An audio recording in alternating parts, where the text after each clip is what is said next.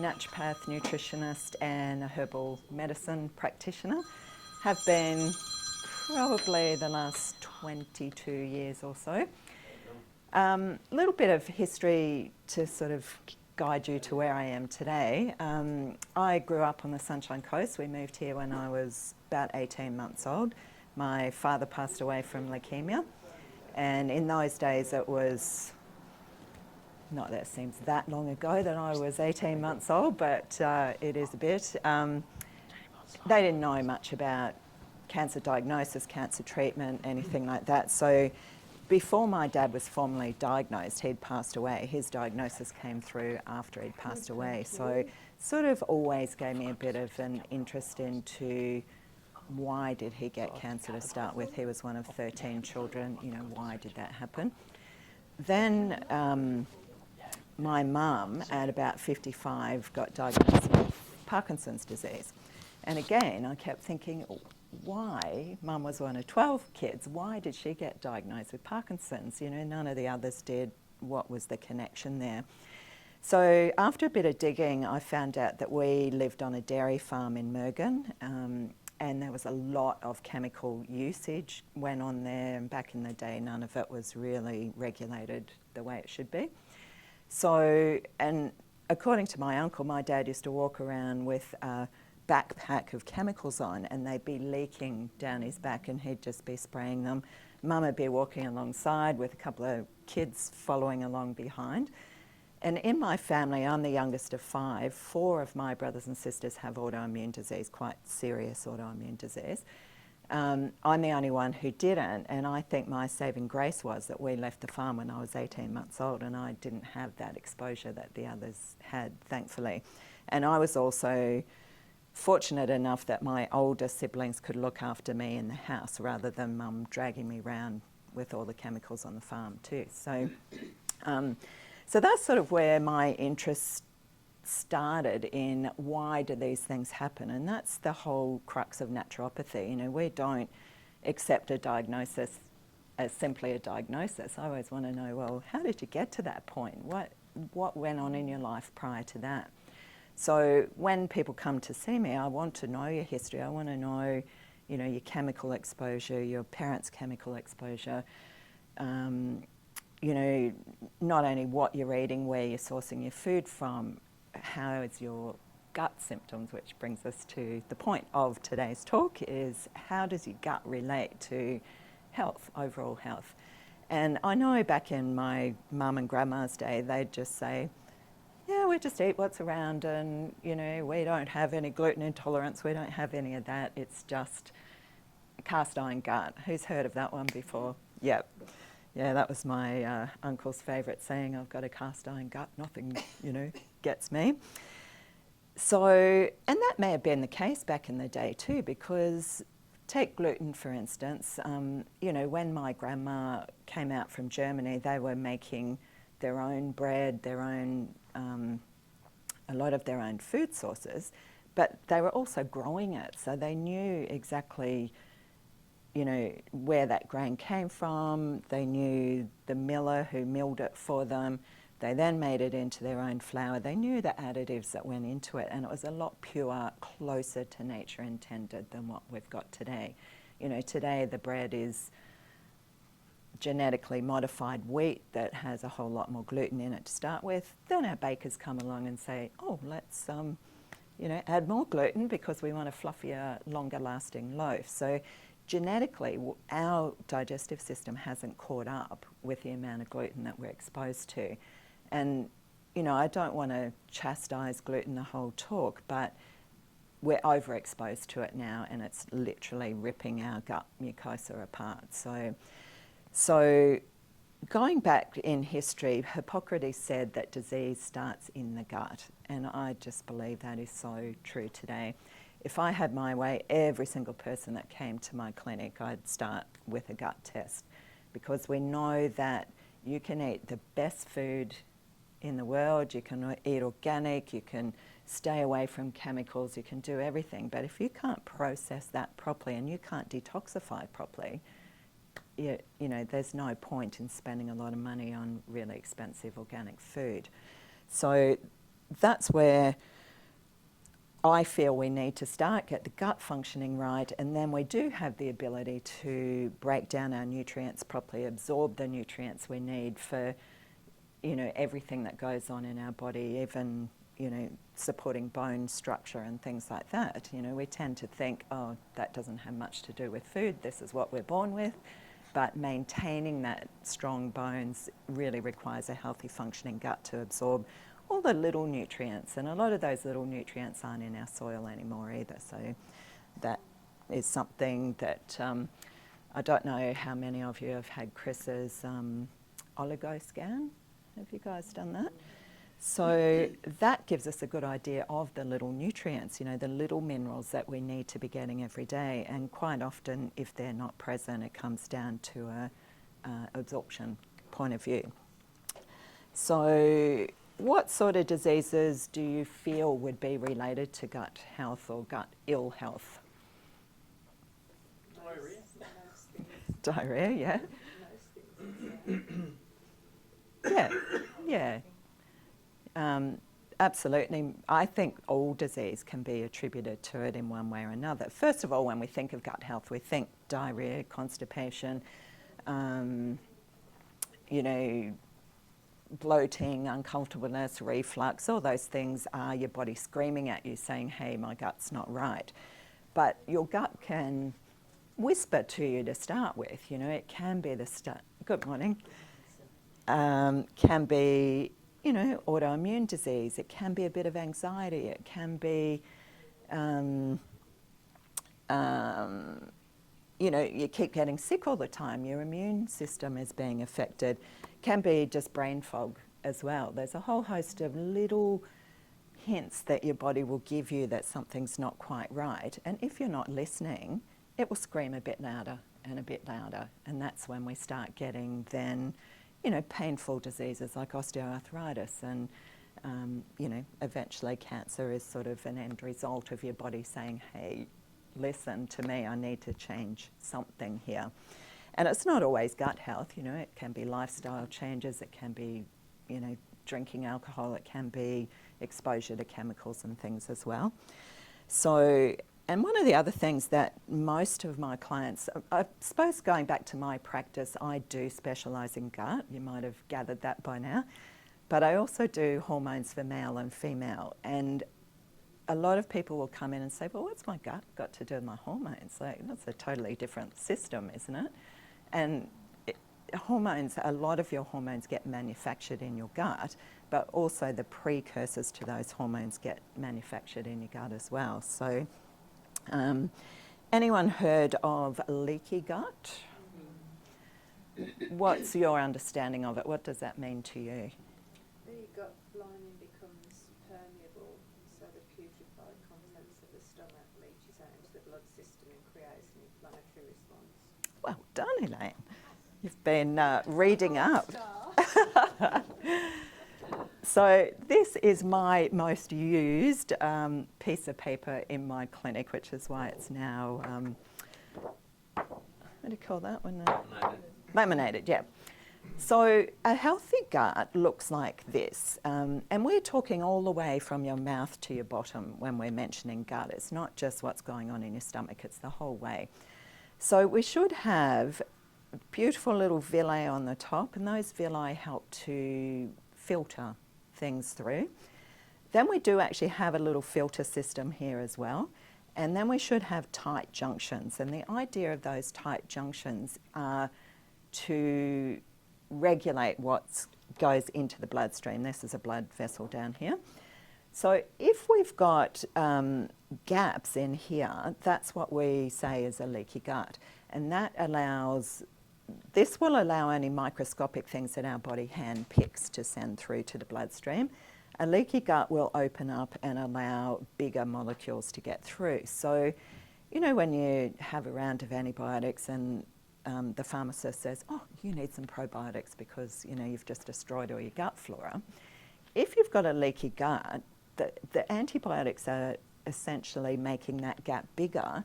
Then you throw in probiotics and they are inflammatory as well. So, you know, you think you're doing the right thing, but you're just not if this is your scenario. And because I do a lot of gut testing at my clinic, I would say this is a scenario for 98% of the people that come in. It's a huge amount. And going back to the gluten conversation, I think that has caused a lot of it in most of us. Then when we've got this, we don't know about it, it becomes extremely inflammatory. So all these big molecules, and this could be iron, B12, vitamin D, probiotics, whatever we're putting in there, and chemicals as well, can circulate in that blood vessel, then it goes systemically. And that's how it starts to affect hormones and joints and all the other things that go on in your body. So we've got a beautiful gut microbiome test that we do in clinic, and it allows us to find out if we do have a leaky gut. And like I said, 98% of people do, but to what extent? So you may have it just a little bit, or it could be quite, an extensive fix to get things going. And from a food perspective, cutting back on gluten and collagens and things like that, they all play a role. But if we do have a serious amount of leaky gut, then we've got to treat it. We can't just put our head in the sand and say, no, this isn't going to help. And when we're talking cancer treatment, for example, if you go down the track of chemo, radiation, etc., post-treatment, it's really, really important more than ever that your gut is functioning right, because we've got to avoid you going down that track again. Something caused your body to develop cancer in the first place. So if we don't change anything, we're going to end up in the same place again, a few years down the track. So during that cancer treatment, chemo, radiation, immunotherapy, they all affect your gut health as well. It's just an extra burden that goes on to your digestive system. So it's probably even more important than ever that post-treatment we really get down to brass tacks and see what's going on from a gut perspective. So apart from diet, what else do you think can really affect gut health? Stress. Definitely stress, yeah. Anything else? As you said, metals and all the stuff that is now in everything that has been for a long term without us even being aware of it. And even in injectables that has been quite well seriously monitored now, that injectables of even 1990 has had quite a lot of items, metals in them that were not documented. Absolutely, yeah. We've been exposed to a lot of things we didn't know about. Physical exercise? Yeah, exercise does definitely play a role. It sends endorphins into the gut. Endorphins are healing, so yeah, it plays a role. Toxins in the environment, medications, so any medication can cause issues in your gut, even a Panadol can. We tend to think some medications are pretty okay, but and some of us we need for life-saving, like for instance my mum with Parkinson's, she had to have medication. But thankfully, through diet and lifestyle with Mum, we were able to reduce the amount of medication she was on. She started out when she came to live with me every 3 hours on, the Parkies meds. We took that out to 6 hourly after about 3 years, and she was actually walking around the block and doing things that she couldn't do before. So we know that influencing the gut and, getting those little minerals and things right, we can influence any disease process. Going back to, sorry, what was your name? Maria. Maria just said, COVID itself and COVID vaccines have had a profound effect on all of our health. COVID produces a lot of eosinophils in our system, and eosinophils are blood cells that our body uses to fight COVID, but during that process it produces a lot of histamine, and histamine really does a lot of damage to the gut. So, we tended to blame vaccines a lot for this, but COVID itself is also responsible, and the vaccine in a way because it does a similar process. So parasites, bacteria, candida, all little critters that live in our guts, and we often don't know they're there until we maybe get a low iron diagnosis, low B12 diagnosis.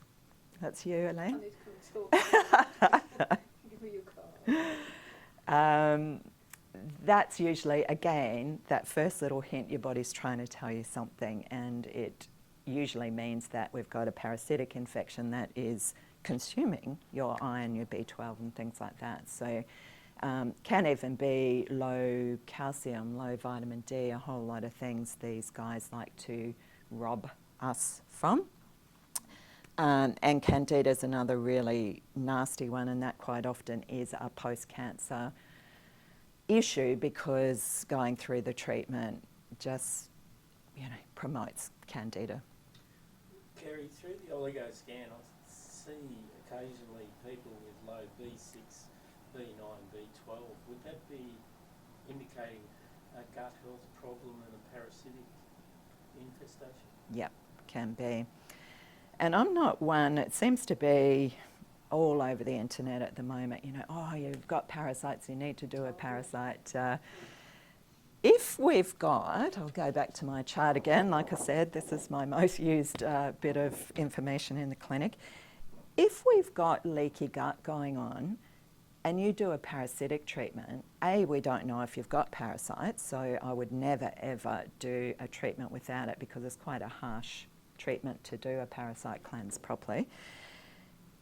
If we're not doing it safely and under supervision, it just expands these gaps in the leaky gut and again goes straight into the bloodstream, causes more inflammation. So please don't ever start a parasite cleanse unless you really know you've got parasites and you're under supervision to do that. So all these people taking ivermectin, yeah. Is that an issue? Thanks for bringing that up, Chris. My story with ivermectin, I was a vet nurse for 20 years prior to becoming a naturopath. And ivermectin is a horse drug. So I have always had just that little bit of an issue with it because I know exactly how much to give a horse. Do I know how much a human body can cope with that same drug? Are we going to process it the same way? And during COVID, there was a lot of research by cardiologists about ivermectin and how can we utilise this to help people breathe better and things like that. Even they were unsure about the dose. It was all a guessing game, what we'll throw this, something's going to kill this patient. So if it's not COVID, we won't blame it on the ivermectin, but it could be that, because they were really unsure. But there's a lot of NIH documentation when you really filter. I've done about 5 years of intensive research, and when you look into NIH, actually there's a lot of documentation of ivermectin. We're just not aware of it as well. Yeah. So there is as well that kind of thing. I think there is now. And the ivermectin plus a lot of tablets where they're made and what's being added to them is another factor. It's like having an aspirin 40 years ago. It's very different from an aspirin now. That's true. So it acts differently even in our bodies.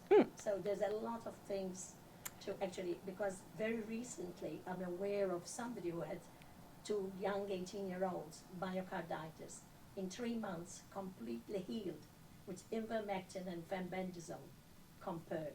But the way they got the medications was from scientists who know completely what's in it. Exactly. Does it make sense? Yeah, and that's exactly like we're months, talking about anything under supervision. You don't just buy ivermectin from, especially not the vet, but you just, because you don't know what's in it. It's like any drug, even if you're talking about street drugs, you don't know where that's manufactured and what's in it, what fillers are in it and things like that. So if you're under medical supervision or, natural health supervision, someone who knows what they're talking about and dealing with it, and someone who can source the best ingredients, then by all means, The point to that was there are other means to eliminate parasites? There are, but like I said, that's just my personal opinion. I'm not the biggest fan on ivermectin, but, I see there are uses, I know there are uses for and it. the initial ivermectin, as Chris is saying, actually came from wormwood. It is only then synthetically made by the Japanese, who actually brought it out as ivermectin. Yeah. Does it make sense? Yeah. Because it actually comes from Artamensis. Yeah. Yeah. And even garlic is an amazing way to get rid of parasites. You need to eat, which is pretty horrendous if you've got a partner close by, but about 5 or 6 cloves of fresh garlic 3 times a day.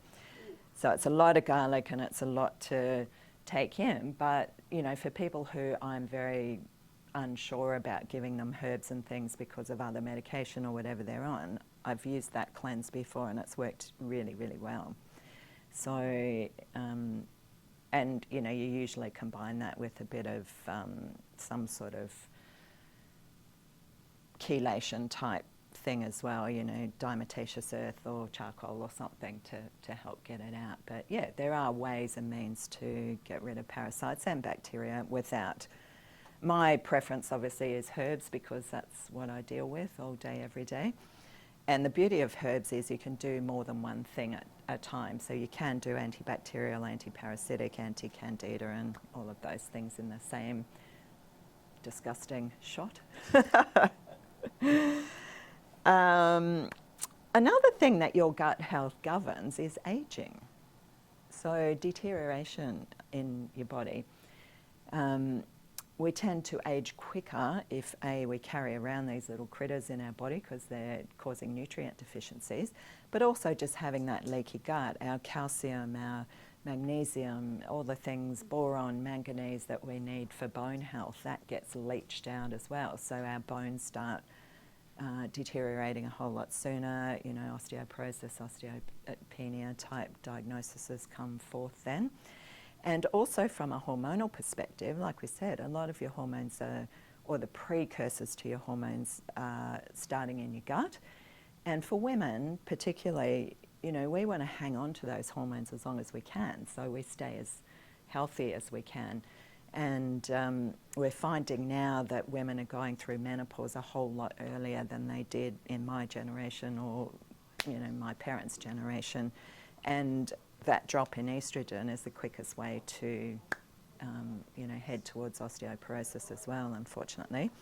But we're seeing the same thing in men too, because we have a lot of what we call xenoestrogens in our environment. Is everyone familiar with that term? So this room is full of it, and so is every office in town.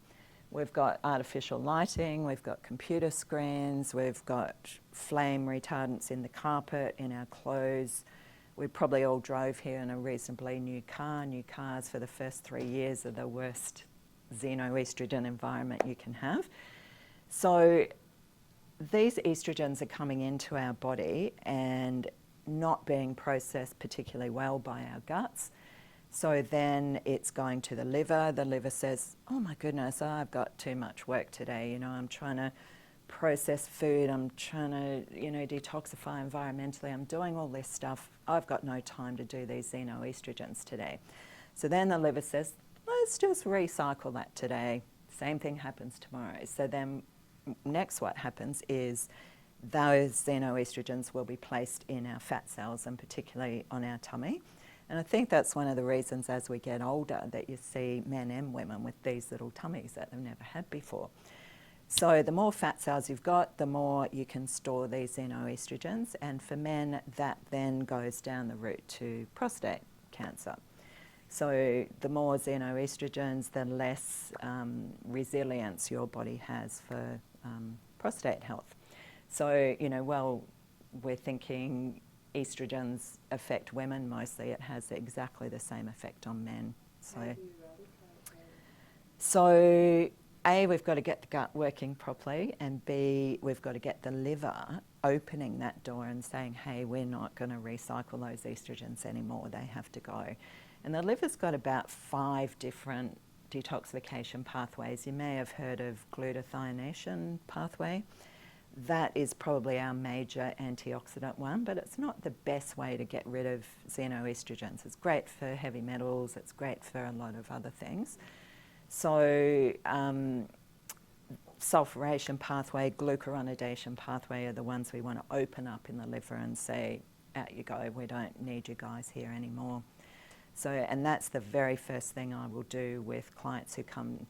I'm not a cancer expert by any means, you know, like I said, I'm more a gut specialist, but the first thing I will do if someone comes with a cancer diagnosis is open that pathway, get things moving. So, because there's got to be a reason those cells changed in the first place, so we've got to address those reasons, and like we said, keep you healthy into the future so it doesn't go down the same pathway again. So how can we, and that was the other thing, weight gain is quite often stemming from the gut too. So you wouldn't imagine that the biome that you've got in your gut can actually make you fat. So make you store fat cells. So it's pretty, you know, quite profound that something as simple as your gut health can determine your weight or your lack of being able to lose weight as well.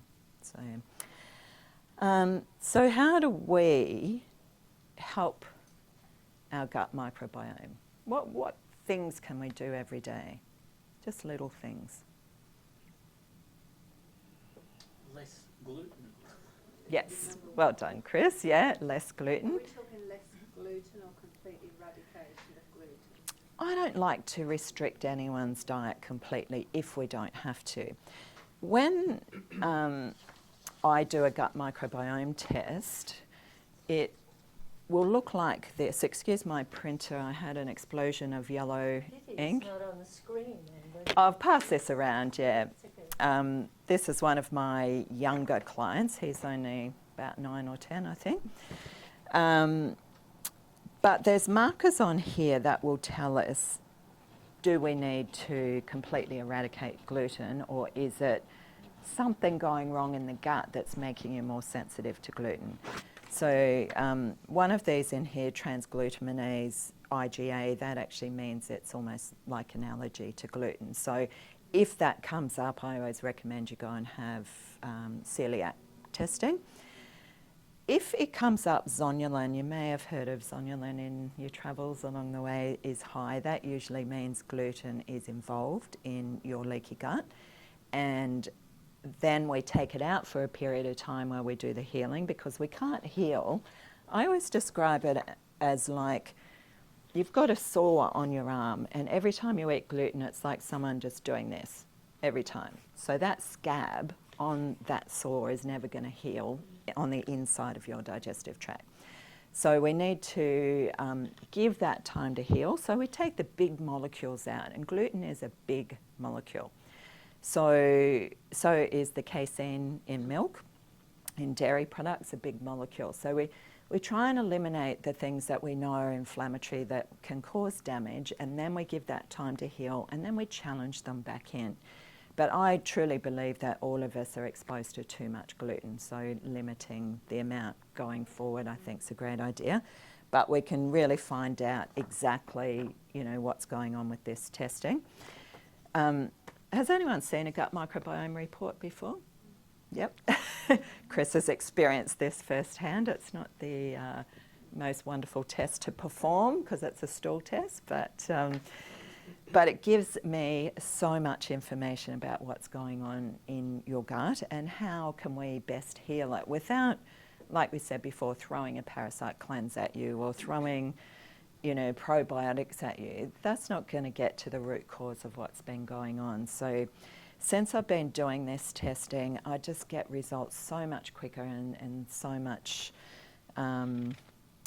more targeted treatment, so it costs you less in the long run. Yes, you have to pay for the initial test, but so when we were talking about the types of parasites and bacteria and things, this will list those as well there. And that gives me an idea of which herbs to use to treat these as well, you know, because wormwood is a beautiful herb to use for some parasites, not for others. It's not the best at bacteria. There's other herbs we can use for that. So and Candida is a whole different kettle of fish altogether. Something else I'm finding, just as a little side note, is this form of Candida parapsilosis, or however you say that word, comes from hospitals. And I'm seeing it more and more and more in clients who have had surgery. So there's a little interesting side note. So usually from instruments that haven't been fully sterilised and things like that. So what about eating more fermented foods? Isn't that good for the gut? it is good for the gut, but as we were saying before, if we've got this going on, fermented foods can actually cause a bit more problem. If we've got a healed gut, nothing better. Yeah, and in fact, I would quite often prefer to use food as medicine going forward. You know, so the fermented foods, sauerkraut, kimchi, those sort of things, to get this biome more balanced. Because I always have a little motto: do things as close to nature intended. So we eat as close to nature intended, we replenish as close to nature intended. Which, if you came to my clinic, you'd think, is she for real? Because I've got a whole wall of supplements. But I do see about 18 to 20 people a day. So, you know, whilst it looks like a lot of supplements, I never give a lot of supplements out to people, you know, 1 or 2 to help with their healing. However, I do use herbs quite extensively. Also, these reports, they test the DNA of everything we find there. So they're very intricate, they're very accurate. And if we see a big infestation, we know we can't treat that in a week. You know, it may require a couple of rounds or whatever. So again, since the advent of this testing, we get a lot better long-term health from it. And for some reason, didn't print out the last page of this, but there's also a page of the good bacteria as well. And quite often I'm finding that most of us have had our good bacteria destroyed over the years. So whether it's from antibiotics or medications or gluten, food, whatever it happens to be. So again, replenishing that is the very last thing we do. We've got to heal the gut before we throw in probiotics or fermented foods and things like that. One of the other ones that I do at my clinic, and I feel this is really relevant for Cansurvive because I've been doing a lot of research at the minute since I've got this machine, which is a bone density scanner, but it works with ultrasound instead of radiation. So as we know, you know, radiation is not the best to be putting in our body, but it's been the gold standard for many years for testing bone density via DEXA. So I came across this machine that's been used in Italy for maybe about 8 years now, and they've got a very extensive study performed with it. Mine's number 5 in Australia, so it's very new technology to Australia at the minute. But it's a great way to monitor bone density a bit closer. And if we're talking, you know, chemo, immunotherapy, radiation for cancer treatment, even surgery, your bone density gets affected quite profoundly. At any age or? Any age, yeah. Since I've had this machine, which is about 6 months now, I've been doing quite a lot of research.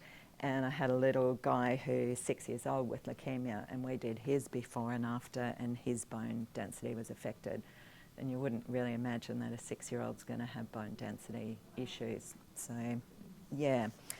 So what this one does is very similar information as what you'd get from a DEXA, but it also has a fragility score. So a fragility score is something that's fairly new, and if you imagine your bone density, you know, pretty much looks like that. So if you've got holes in it, you'll come away with an osteopenic diagnosis or osteoporosis, but you could have a really strong, what they call a trabecular structure. And that goes that way, it goes that way, it goes that way. So if that structure is still strong, and I call it the scaffolding of your bone, you don't need medication. You can do lifestyle changes to improve your bone density. So it gives us an extra bit of information before we have to go down a medication route. And for the women in the room, we lose bone density at a very huge rate of knots 2 years before menopause and 5 years after. Now, did anyone know 2 years before they went into menopause that that was a danger zone? Or did we even know when 2 years before our menopause was going to be? Yeah, because we all go through it at different times. So, so it's pretty, profound to sort of keep on top of that when you sort of hit about 40, I think, and then go from there. For those of us who've been through menopause and we didn't know all this information, it's not too late. We can still monitor these changes. And as I said before, bringing that back to gut health, if you're not absorbing your calcium, your vitamin D, your boron, your manganese, all those little guys, your bone health is never going to be as strong as it should or could be. And I think that's where the whole chemo and radiation comes into it, because it does damage the gut lining and we can't absorb these things as well as we should have. Has anyone got any questions along the way so far? You mentioned about Parkinson's. What's the relationship? Does it have to have a cisgenal with it?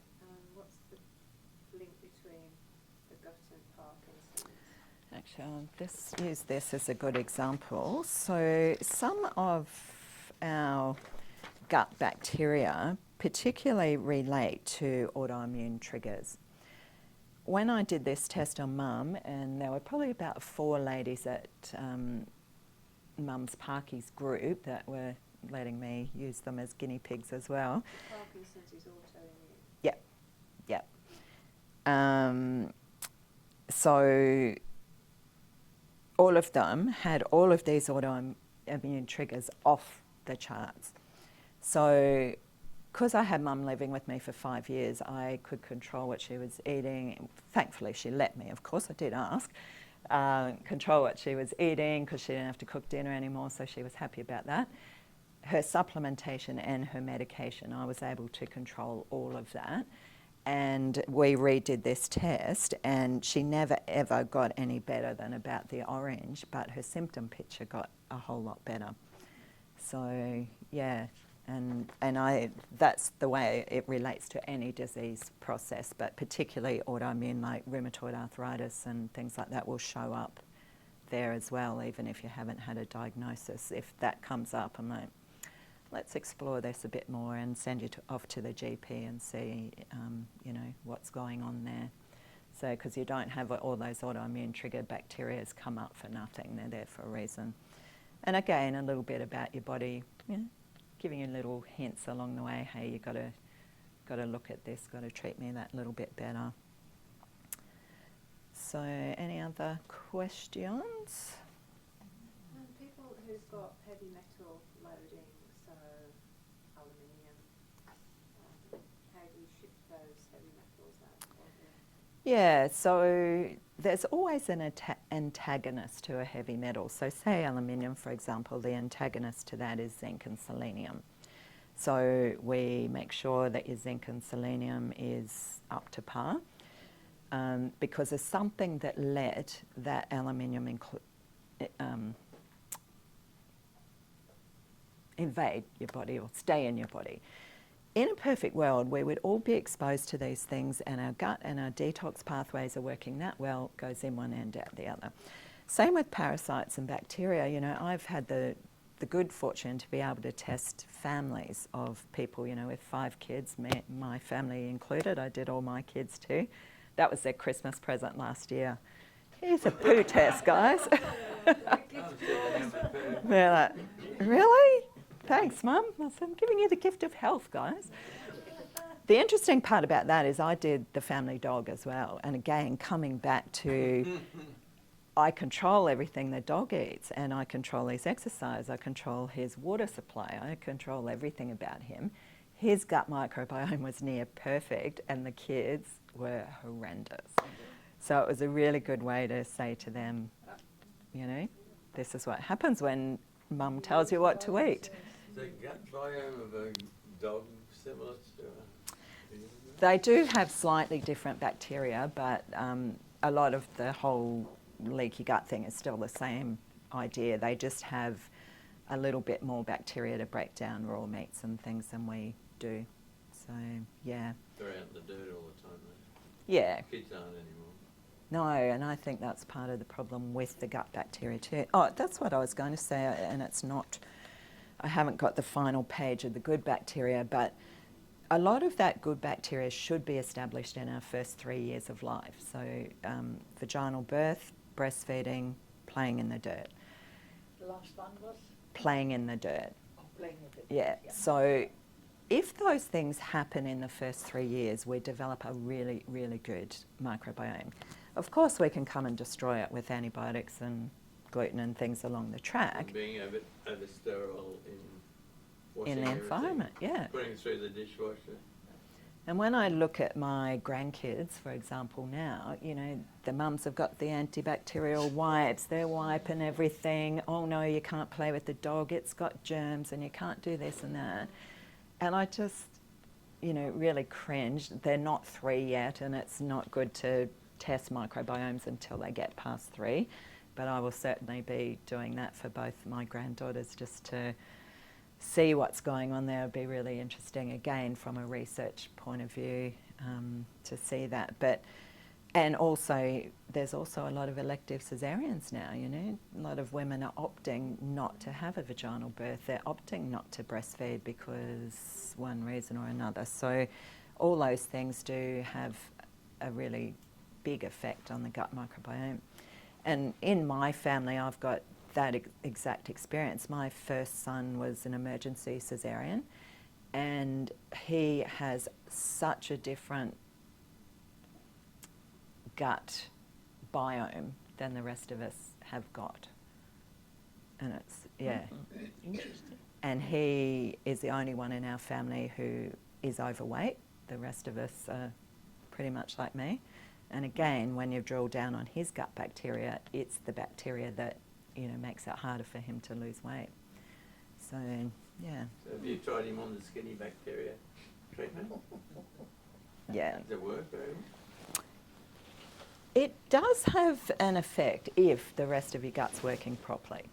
Like, you can't, this is my sort of theory all along, you just can't come along with one of those probiotics and say, I'm going to lose weight because this is my good skinny bacteria. It doesn't work like that. It works in a way, but everything else has to work alongside with it. Make it better. Yeah. And of course, diet and lifestyle. Exercise, etc. Yeah. Strangely enough, he is a big exerciser too, you know, and his diet could be better, but he just has a whole different structure to what we do. So, and I have always had a little question mark about caesarean birth, and now that's all been proven as well. So, yeah. The skinny bacteria is pretty awesome. Yeah, you tried it? Oh, on places, yeah. Yeah. That's one of the beauties of probiotics, going back to that conversation. When I first became a naturopath, really it was, you know how inner health has got 50 billion of a certain, like lots of bacteria, but 50 billion of them, one size fits all, yeah, you know, you want to take a probiotic, that's what you take. Now, there's so much research done into individual strains, which is where the skinny bacteria came from, but also, you know, for eczema, psoriasis, for schizophrenia, to depression, to yeah, everything. and kidney disease is one that I found quite fascinating, because I've got a lot of clients that were end-stage kidney people, and their endocrinologist, what are they called for kidney? Nephrologist, said, we've got to put you on dialysis soon. We're sort of end stage now. And we'd been controlling diet as much as we could, you know, limiting proteins, doing all the gold standard. And I just happened to stumble across, this is my nerd in me, you know, in the mornings when I've got nothing better to do, I read medical papers. And I was flipping through this paper and I thought, there's a probiotic, a gut bacteria that can help with kidney disease. And I had this one guy who was literally ready to go onto dialysis in 2 weeks' time. So I said to him, John, can you just do me a favour? I'll supply this for you. I just want to see how we go. Gave him 2 a day. In 2 weeks' time, his kidney markers had improved out of sight, and his doctor's like, what happened? You don't need dialysis anymore. What did you do? And that was literally the only thing we changed, was that gut bacteria. So, and that was... So who is marketing that? That is through a Prachi-only company. It was Metagenics one, actually, that started it in the first place. Now you can get it a bit more widely spread, but yeah, that they did all the research on it. So yeah, it's pretty cool. And I start thinking though also, what is the reason there's so much increase? I'm talking about, and it's not just the last 5 years, huge increase of diseases, whether it's kidney, whether, you know, osteoarthritis at a young age. So it must be something that is being given, and there's all environment all around as well. I think it's environment. And what's being administered in some ways for a long, long time, and it affects us, continuous to affect us. Yeah, there's chemicals in our water Because supply, there's chemicals everywhere that we're exposed to. Because there's a huge, not a little, I'm talking even like autism, 10,000%. I mean, really, that 10,000 was 4 years ago. So yeah, But look at the consumption of sugar there. Skyrocketed about that. yeah, sugar and dietary chemicals as a whole. The biggest poison in society right now. Very good. Vaccination schedule for children. We are going down a bit of a rabbit hole. We are, here. yes. it's a very But interesting rabbit hole. It is. On behalf of everyone, I'd really like to thank you, Kerri, very much for imparting the knowledge that you have. It's absolutely amazing. I can highly recommend getting the test done. It is very much worthwhile, and even the bone density, I think that's absolutely crucial for a number of people to get bone density scans done as well. So I'm sure that you'll be able to find Kerri's contact details. We'll make sure that they're available on our website and everything else. So just a small token of our appreciation for coming along. you. Yes, that's all right. Thank you. And I'd like to thank our online audience as well. They've been there. We've offered them the opportunity to ask questions, and please don't hesitate to come along to our next presentation. So thank you very much. Come and enjoy some light refreshments, organic, gluten-free, everything. Sugar-free, gluten-free, organic. So please stay and enjoy our hospitality. So thank you. Thank you. Thanks again. That Okay. was unexpected. I'll just switch. I'd actually love to know that bone density test.